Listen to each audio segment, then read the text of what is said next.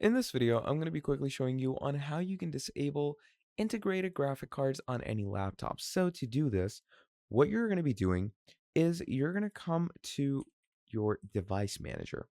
Now, once you're in your device manager, first of all, what you're going to do is you're going to make sure that you have two integrated graphic drivers. Because if you have one and you disable that one integrated graphic driver, that will cause issues for you. Okay. You might even just, remove your display totally.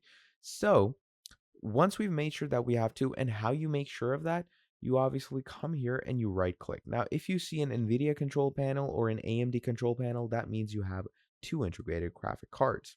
So what I do is I come over to my device manager, and once we're over here, what you're going to do is you're going to go ahead and find display. Okay.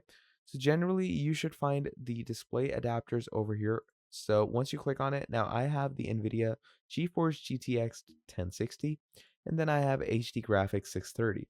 So we click on HD Graphics 630, we right click on it, and now what you're simply going to do is disable this device, and that should go ahead and disable the integrated graphics card on your laptop. So that is pretty much about it for this video. Thank you for watching till the end, and I'll see all of you next time. Have a great day. Goodbye.